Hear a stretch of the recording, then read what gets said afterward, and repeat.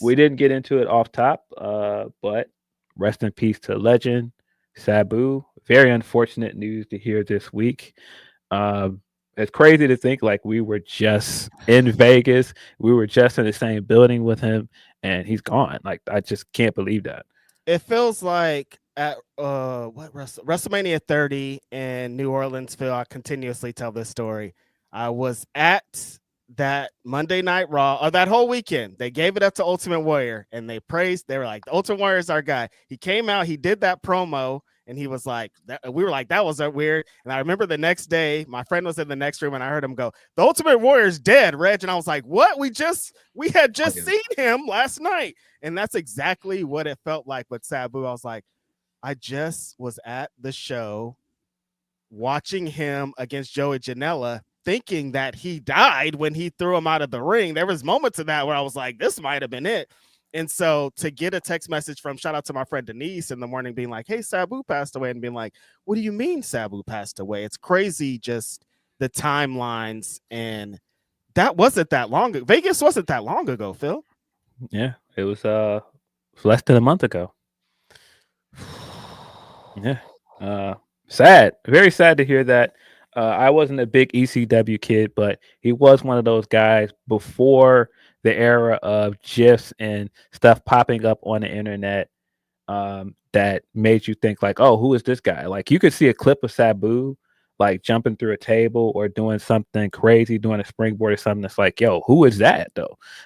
The definition of what Philip Lindsey just described right there. Who is this guy? I remember seeing Sabu in magazines, going to the grocery store and reading PWI and seeing these magazines in like the early 90s.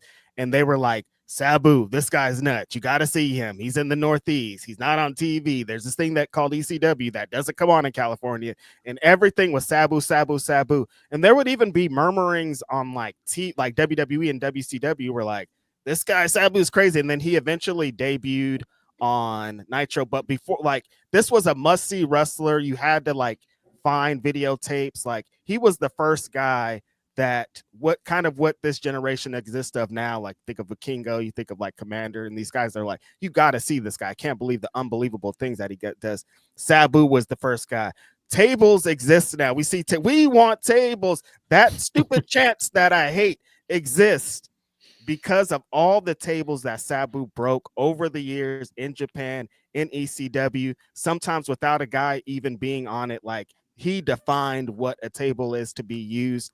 There's still some spots that he did that were so crazy that they can't be replicated. Like, he would do the triple jump moonsault every match, and like, that's so hard. Like, don't like Yeah.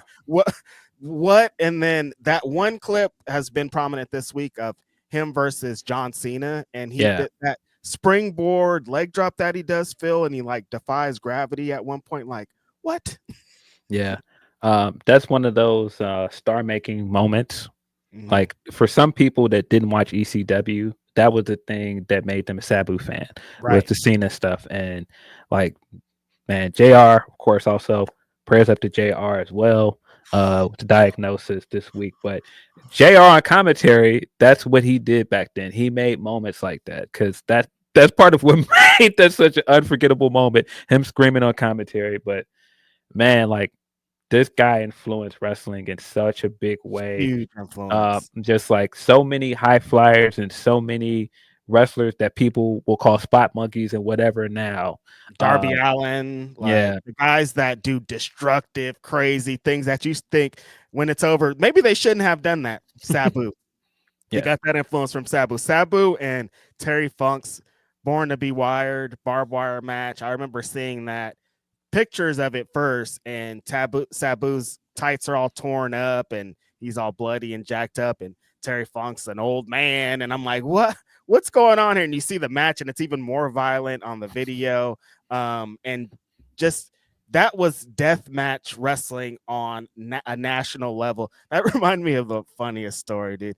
My cousin, my cousin is he was one of those. He told lies a lot, like, but he would like really focused. We all got one of them cousins. Yeah, we got one of those cousins. That was my cousin. Like he would just tell lies there. I remember one time he goes, "Oh yeah, you know that wrestler Sabu, Reg?" I'm all, "Yeah." He goes, "This was in like 1998." He's all, "Yeah, he died in Japan." I'm like, "What do you mean he died?" He was all, "Yeah, he was in this death match." And he's all, he didn't want to give up, so he just slit his wrist and he just bled to death in the ring. I'm What? like, those are type of stories that he, and that like that wasn't true at like not even close. Nothing in a million years was close to that. But that's like that made in my brain Sabu even crazier, even though that wasn't a real star. Like, damn, this whole Sabu's nuts. Like Wow. he was slit his wrist in the ring and just bleed out. I was like, damn, this is crazy. I don't know why my cousin told me that, but that added on to the legacy of what Sabu represented and what he represents. And so there's so many moments throughout history that I attach with Sabu, his match with him and RVD versus Hayabusa and Hakushi or Jinsei. Just so many things that he done throughout the year that are unbelievable. And then to cap it off with the Joey Janela stuff and how nuts that was at that GCW show and the things that were connected to that a couple of hours before the show. We were hearing that he might not make it to the show. And we were there. We were there, Doug.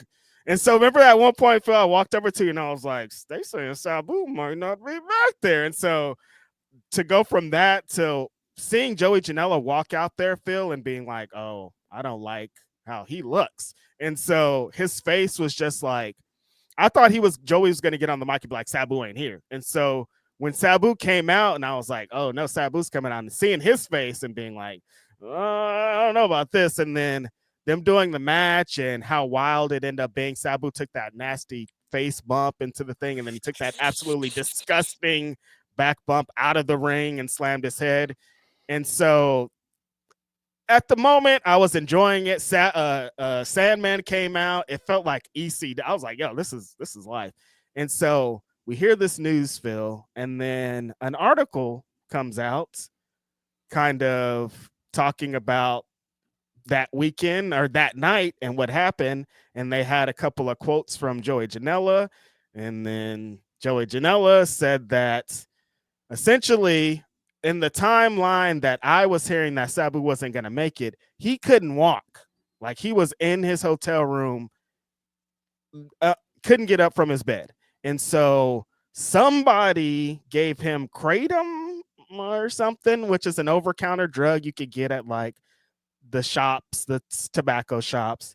And that led to him getting to the match. And so Joey Janela is, I think, just telling the story of Sabu being heroic and like, this is Sabu. Like we've heard stories before of Sabu being on some shit or not being able to make it, but making it or whatever. And so Joey's just being like, he made it to his last match, but it was framed very crazy because he was like, we promoted this match for a really long time and we didn't want to not give the fans what they wanted. So that led to him getting to the match. So fans are like, okay, so GCW gave this guy something to get him to the match, which led to a big thing. GCW, Joey Janela had to come out and be like, Sabu's representatives gave that. He's been taking this before. There's all this crazy controversy over this. Some absolutely disgusting human beings are being like, GCW's the reason why he's dead. I'm like, there's a lot going on, Phil. And like, can we just like celebrate the legacy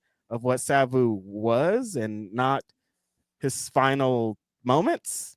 Yeah. I hate when people do this as somebody that writes, where people take screenshots of an article and they don't actually link it back to the article. So all you see is the screenshots of certain You parts. don't even know where it came from. And so initially when I saw those and I was reading, I was like, oh, this sounds terrible. What is this? Where's this from? It's from this from Sabu was Sabu Until the Very End by Phil Schneider for Uncrowned. Right. And from Joey's perspective, they did this piece and he did the interview 2 days after the match. And so from his point, he was just still working. He was still trying to sell the match and he was still trying to sell the lore of Sabu. But the timing of it coming out right after Sabu passed, it looked crazy. And I don't think that was his intent. And people trying to run with it and say that Janela and GCW drugged him and they killed him. It's like, there's too much we don't know. At the time, we didn't even know the cause of death. And No. so it was just too much to try to throw on him. I didn't think that was fair to Janela. And Janela was trying to say the whole time, like, look at this. This was my friend. Mhm. I wanted My to give him. idol. Yeah, I idolized this guy. I wanted to give him one last match. I wanted to give him a retirement match, and that's all this was. The stuff with the Kratos, like I don't know enough about I don't opioids and stuff, I don't but know what that is. that it's not what people think, and I think Mhm. people are turning it into something it's not. Yeah, I it's the usual internet takes things and runs with it, and Mhm. I don't think there's enough information here to make the accusations that people are making. Right. I'm Uh, like, "Wait, everybody's jumping yeah, out the window immediately? We don't know yeah. anything." It's a bit too much, but it did feel like a very Sabu way to go out in the business for his last match. We've heard the stories, like there's a crazy story of Sabu doing the table spots and somebody recognizing that he had these huge knots on his legs, and they're like, "Why don't you just wear like kick pads under the genie pants? Nobody would know." And he was like, "I would know. The boys would know." That's what kinda guy he was. He would go out like it felt like the most Sabu thing in the world, like you're describing at the event. I'm like laughing about. I wasn't like, "Oh, Sabu's in danger." I was like, "It's a set. Like this is Sabu." Like I didn't feel like any moment that he was forced out there. I didn't feel like he was forced to do it. I'm like, "This is Sab. What do you mean? What do you guys mean?" Like Yeah, he's talked about historically for years. He's gonna go out on his own time, on his own thing. If he's out there, he wants to be. And so people are like, "GCW did it. They worth this. They have all these yeah, fans, and they want." I'm like, you guys, please relax. It was just very unfortunate timing, like you're describing, Phil. For him, Joey did it like immediately after the match, and then the interview didn't come out until after Sabu passed away. So it yeah. felt like, well, why are you saying that? But he was saying it back then. Yeah, and of course, nobody knew that Sabu was gonna pass away. Right. Just unfortunate all around. Some things I saw for the match did look very crazy. I'm like, maybe he should have been in there. I don't know, but that's not my call. In hindsight, who really knows? Yeah, but at the night, I was like, "Oh my god!" Like jumping up and down. That was that when he sent up to the outside and he smacked his head. I was like, "This is Yeah, absolutely insane." But who knows? Wrestling is wrestling, and who knows anything that's really happened behind the scenes in that night and surrounding this. So to make those assumptions are kind of crazy. Just gonna say rest in peace to Sabu, an innovator, legend, absolutely insane person. To be able to be at his last match was feel honored to be a part of it as somebody that's so entwined with ECW. ECW young boy on my Mount Rushmore of ECW wrestler. Sabu is smack dab right there. He defined a generation. So rest in peace to Sabu. yeah.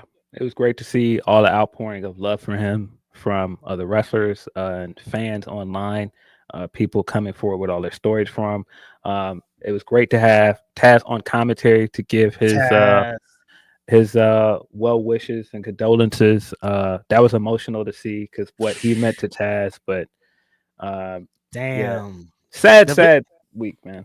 the video that Taz did like immediately after finding out was emotional, and then the tribute that he did on Dynamite, man, just like Taz and Sabu, you guys do not understand.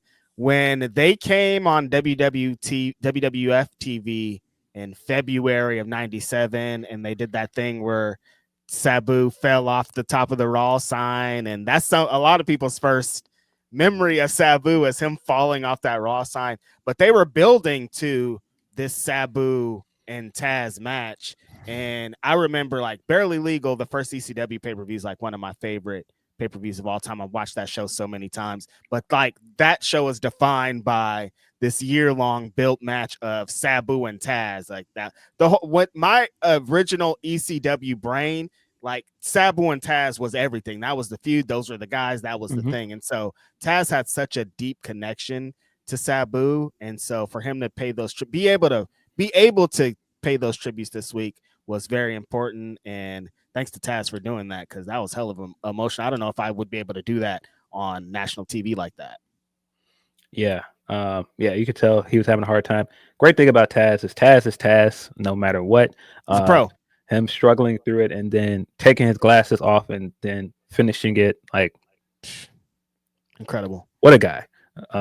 But yeah, unfortunate. Again, rest in peace to Sabu. Condolences to all his family and friends. Yeah, very, very. I had a loss because very sad news to just come out of his retirement match, which, like I said, was less than a month ago. Time is crazy as hell, man. It just like moves so quickly, as they say. Yeah, we got to keep hearing the hardcore accordion music all week. I don't know why it's being. I don't know why his music sounds like accordion music to me. I guess it's supposed to sound like a sax, right? Yeah.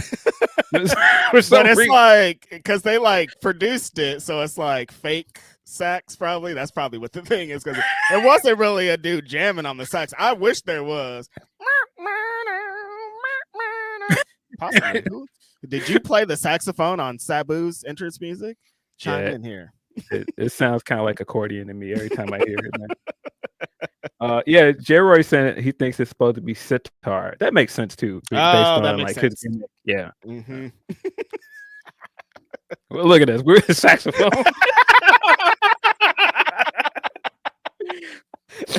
We're black, Phil. We immediately go to jazz. It sounds like that, like saxophone noir music, like they have in like detective shows and movies and shit. Like it does. The intro, and then they would really go to a guy playing the saxophone like on a random street corner, and you're like, no, he really playing that sax. That's what feels like the Red Shoe Diary music, saxophone.